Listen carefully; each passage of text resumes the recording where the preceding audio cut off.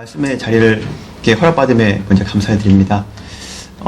사실 오늘 말씀이 약간 이 자기 고백적인 성격이 강한데 오늘 막 설교 말씀 이 제목이라든지 말씀이 왜 무슨 이야기가 있길래 이렇게 강한 것으로 시작을 하나 라는 생각이 들잖아요. 제목도 괴수라고 시작을 하고요.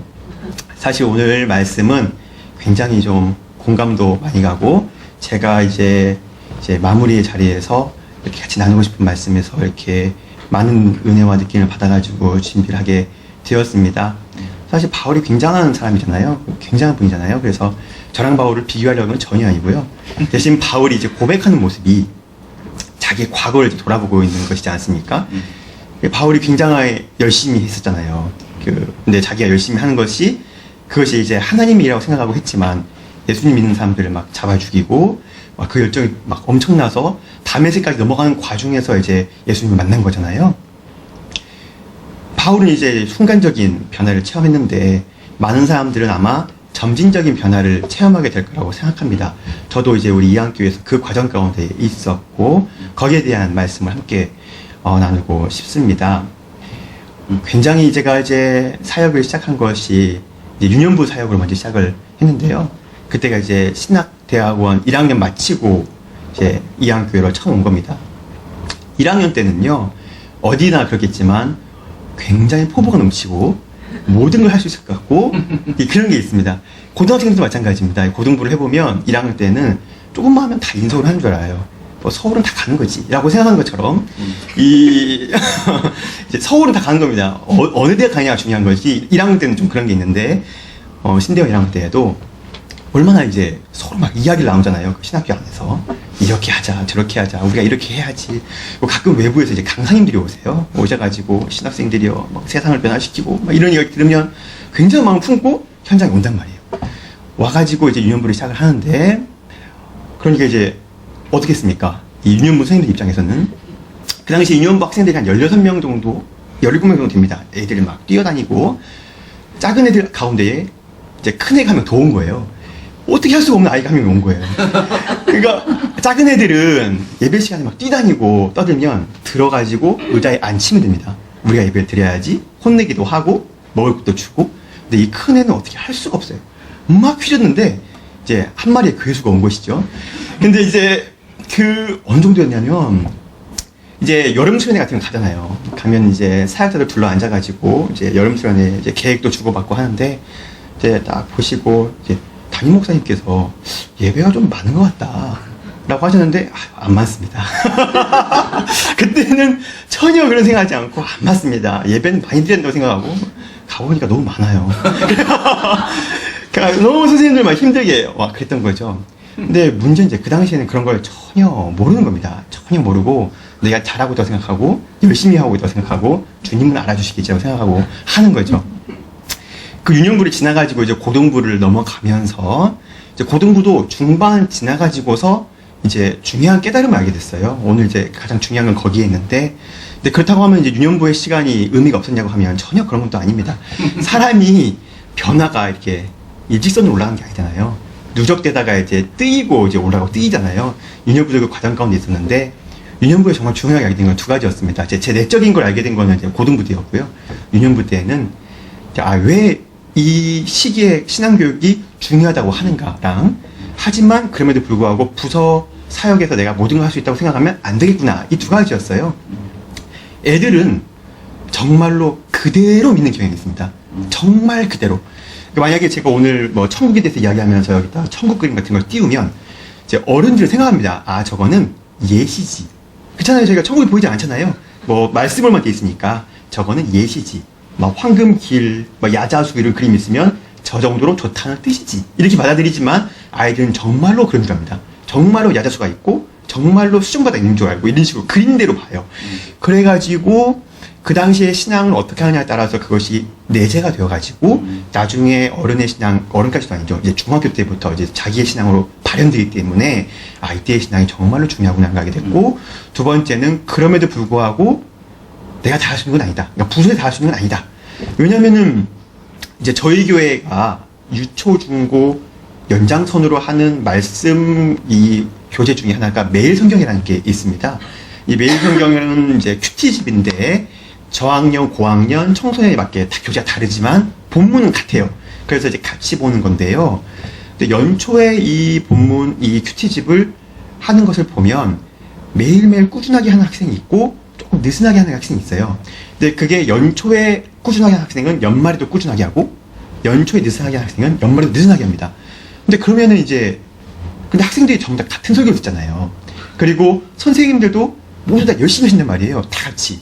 선생님 한 분당 학생 한 두세 명 붙으니까 이게 뭐 다 열심히 하시는데 이게 연말에서 연초까지, 연초 연말까지 똑같이 하는 거예요. 열심히 하는 애는 끝까지 열심히 하고 살살하는 애는 끝까지 살살히 하고 그걸 보면서 한 2년 겪으면서 이 학생들을 내가 변화시키려는 것 자체가 좀 문제가 있다. 그러니까 이걸 학생들을 위해서 내가 부서에서 최선을 다하고 교육을 해야겠지만 이 학생을 내가 원하는 방향으로 바꿔놓으려고 하면 이게 문제가 있구나. 이게 다 되는 게 아니구나. 거기까지. 그러니까 한계를 정한 겁니다. 1학년 때 올 때는 한계라는 건 없다라는 식으로 왔다가 이제는 아 한계가 있구나. 중요하구나. 하지만 어느 정도 범위가 있구나를 알고 고등부로 들어갈 것 같던 거죠. 근데 여전히 괴수였어요. 그러니까 많은 걸 깨달았지만 여전히 괴수였습니다. 왜 괴수냐면 이제 저를 못 보기 때문에 괴수인데 왜 괴수의 특징이 어떤 것입니까?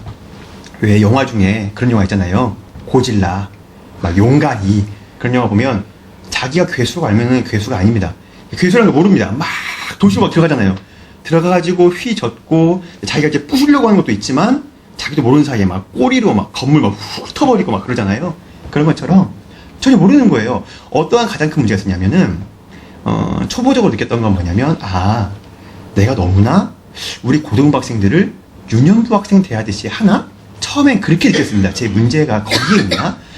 왜냐면 유년부 때는요 컨텐츠가 굉장히 중요합니다.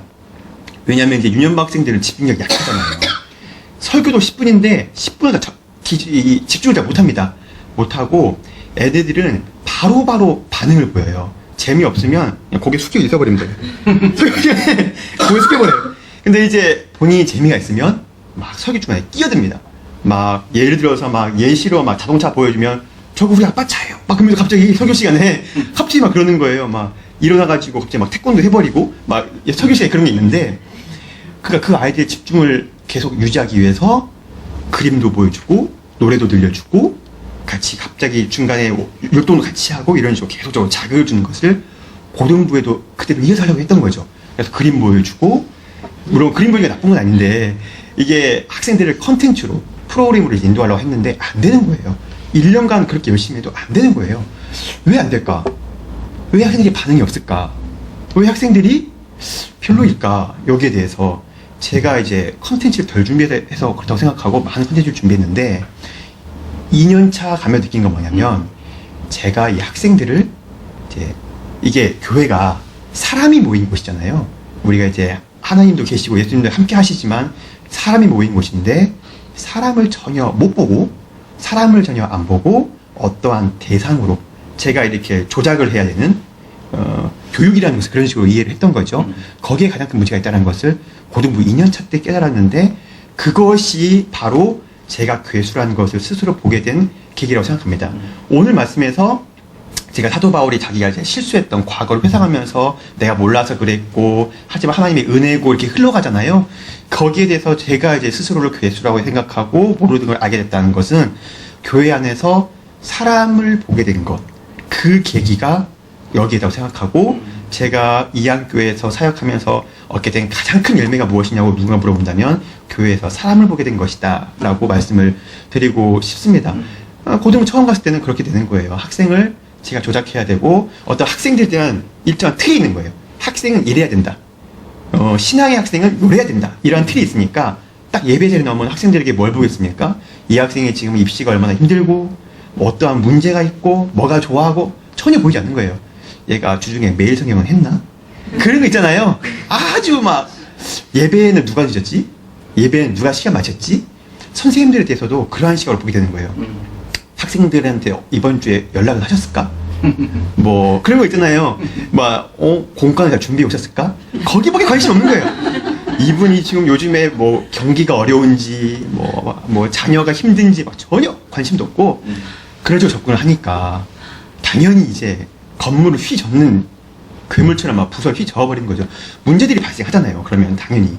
왜냐면은 사람을 사람으로 대해야 되는데 어떤 이런 물건 대하듯이 들었다 놨다 해버리면 당연히 문제가 발생하는데 거기에 대해서 모르는 거예요. 문제가 여기에 있으니까 여기서 문제를 찾으니까 전혀 모르다가 이제 고등부 이제 2년차 가면서 그런 걸 알게 되고 서서 이제 사람을 대하는 것으로 바꿔가려고 노력하게 됐습니다.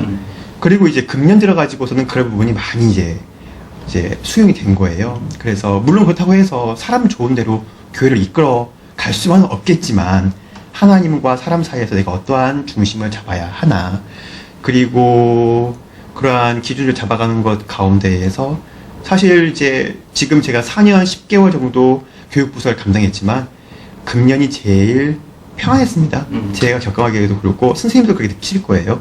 그전에는 너무 괜히 선생님들 힘들게 하는 게 많았죠. 괜히 많이 하고 막 그런 거 있잖아요. 괜히 막 많이 짜오고 막 그 하원 다 달릴 것처럼 그런 게 아니라 좀 열어드리고 좀 몇 가지 중요한 것만 좀 잡고 나머지는 선생님께 맡겨드리고 학생들 사정 보고 그런 가운데에서 은혜를 드렸다고 생각합니다. 그래서 이제 근데 이게 이제 제가 이걸 중요하다고 여기는 이유가 뭐냐면 이게 누구나 저절로 다 느끼는 건 아니라는 생각을 했어요. 다행히도 저희 교회에서도 제가 거의 4년을 채우고 알게 된 것이지 않아요? 교회가 참 사람으로 이루어진 곳인데 그것을 모르면은 제가 뭐 10년, 20년 사역을 해도 똑같이 했을 거예요. 막 그냥 항상 연락해도 오늘 예배는 나오시죠? 뭐 이런 식으로만 연락하면 얼마나 마음이 팍팍하시겠어요? 네, 그런 것을 깨달은 것을 많이 감사드리고 또 이 자리를 빌어서 감사드리고 싶은 것은 역시나 유년부와 고등부터 함께했던 선생님들입니다.